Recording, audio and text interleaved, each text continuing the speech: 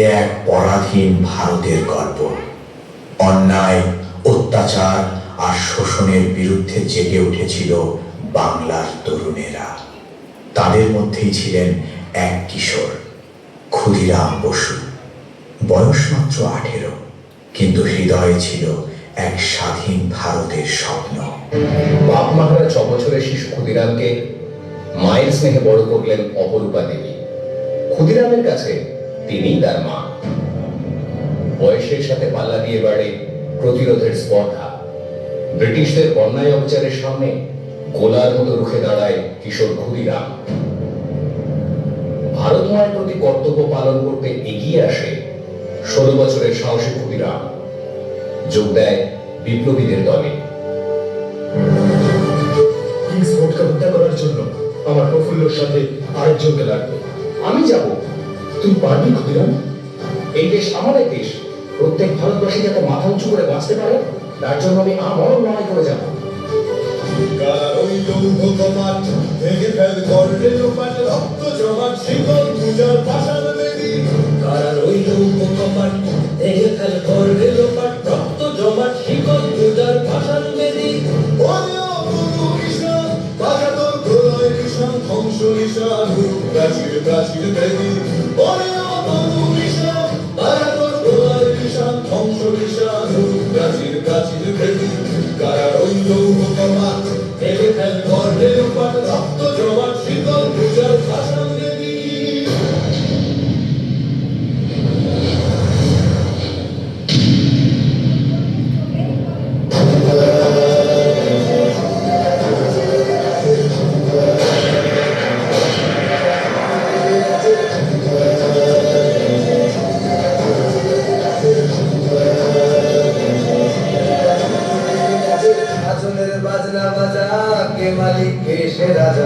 গাজনের বাজনা বাজা কে মালিক কে সে রাজা। এ যায় সাজা মুক্ত স্বাধীন সত্য কেড়ে, এ যায় সাজা মুক্ত স্বাধীন সত্য কেড়ে।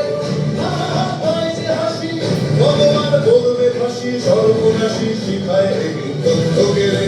কারার ওই লৌহ কপাট ভেঙে ফেল করলে লোপাট, রক্ত জমাট শিকল পূজার পাষাণ বেদি।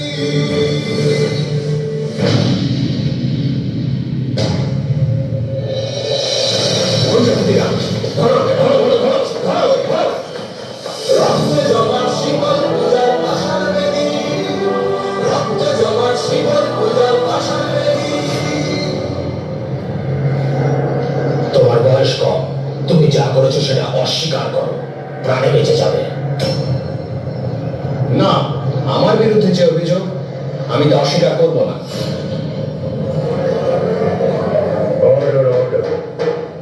ক্ষুদিরাম বসুকে মৃত্যুদণ্ডে দণ্ডিত করা।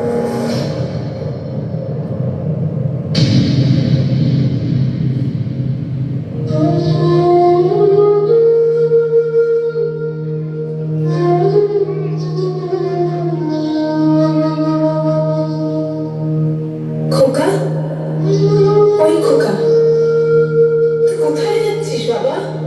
কোথায় যাচ্ছিস আমাকে ছেড়ে? তুই কি আর ফিরবি না?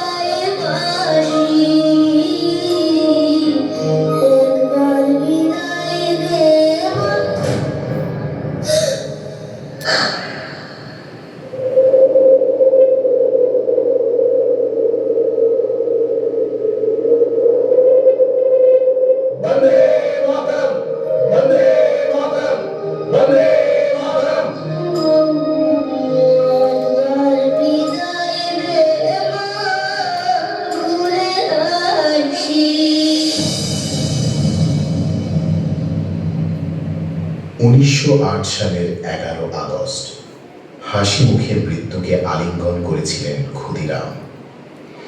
তার হাসি পরাধীন ভারতকে শিখিয়েছিল দেশের জন্য আত্মত্যাগই সর্বোচ্চ গৌরব।